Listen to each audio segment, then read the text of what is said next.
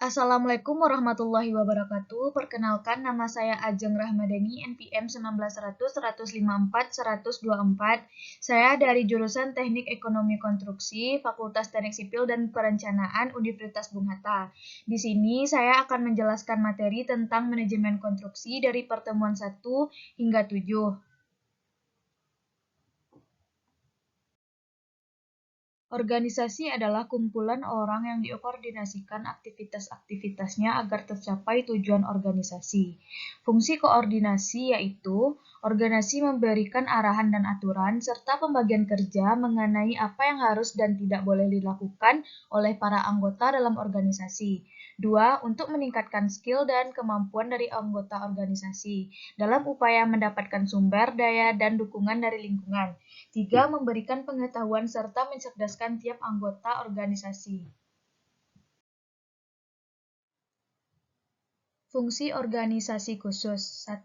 Harus memungkinkan manajemen untuk memaksimalkan keluaran melalui penyediaan sistem manusia dan mesin yang efisien.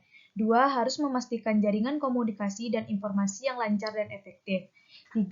Harus menawarkan pekerjaan yang menarik dan bermakna bagi semua individu yang ada dalam organisasi. Hal ini akan memastikan kepuasan kerja.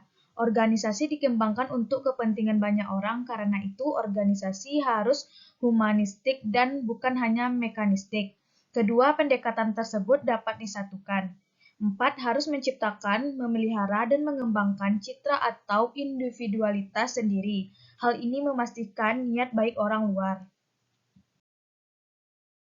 Tujuannya yaitu mencapai merealisasikan keinginan atau cita-cita bersama dari setiap anggota organisasi, mendapatkan keuntungan dan penghasilan bersama, mengatasi keterbatasan mandiri dan kemampuan pribadi untuk mencapai tujuan bersama, mendapat pengakuan dan penghargaan baik bagi para personel dan organisasinya sendiri, mendapat pengalaman dan interaksi antar anggota dan dengan organisasi lain, dan memperoleh hasil akhir pada waktu yang ditentukan.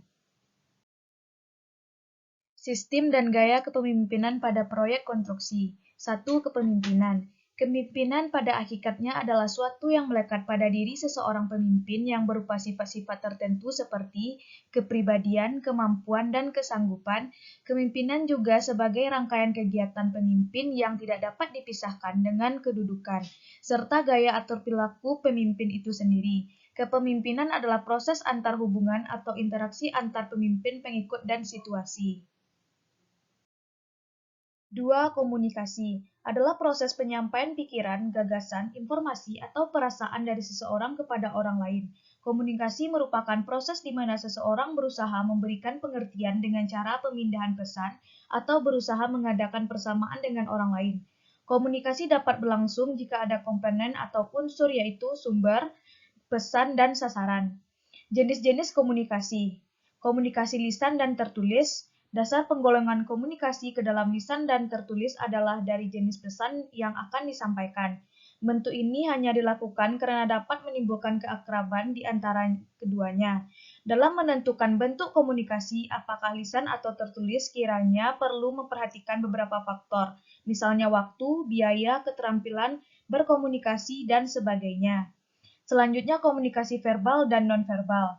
Informasi tentang perasaan seseorang dapat dikemukakan secara lisan melalui apa yang diucapkan dan bagaimana cara atau sikap mengatasinya. Artinya dari suatu kata dapat diperjelas melalui nada suaranya keras, tidak suara yang diucapkan.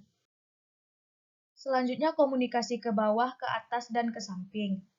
Penggolongan komunikasi dalam jenis ini didasarkan pada aliran atau jalan informasi yang dilaksanakan dalam suatu organisasi atau suatu kantor.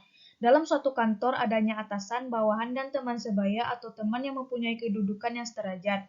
3. Motivasi adalah suatu dorongan atau alasan yang menjadi dasar semangat seseorang untuk melakukan suatu untuk mencapai tujuan tertentu.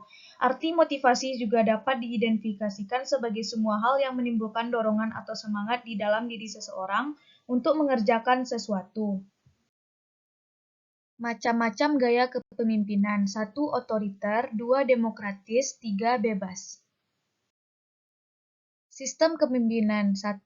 Manajemen transaksional, 2. Manajemen karismatik, 3. Manajemen visioner. 1. Manajemen transaksional. Gaya kepemimpinan ini menganggap individu tidak termotivasi untuk melakukan tugas-tugas mereka. Oleh karena itu, untuk mengelola organisasi, pemimpin menggunakan hadiah dan hukuman sebagai alat untuk mendorong kepatuhan dari bawahan. Mereka juga mengembangkan struktur, instruksi, dan pengawasan untuk mendorong bawahan untuk melaksanakan tugas dan pekerjaan. 2. Manajemen karismatik adalah gaya kepemimpinan dengan menonjolkan karisma untuk menarik dan menginspirasi pengabdian oleh orang lain. Itu adalah salah satu contoh gaya yang berpusat pada pemimpin. Selain kepemimpinan otoritas dan transaksional, pemimpin lebih percaya pada visi dan kemampuannya sendiri daripada para pengikut. Tapi dibandingkan dua gaya kepemimpinan lainnya tersebut, pemimpin karismatik lebih banyak berkomunikasi dengan cara pengikutnya. Yang ketiga, manajemen visioner. Kepemimpinan visioner artinya kemampuan pemimpin dalam menciptakan, merumuskan, mengkomunikasikan, mensosialisasikan, dan mengimplementasikan pemikiran-pemikiran ideal yang berasal dari dirinya atau sebagai hasil interaksi sosial di antara anggota organisasi lainnya. Orang dengan gaya kepemimpinan ini akan selalu melihat apa saja potensi perusahaan atau organisasi yang tidak dilihat oleh orang lain. Setelah melihat potensi tersebut, ia akan menciptakan ide-ide yang memungkinkan perusahaan dapat bersaing dengan kompetitor.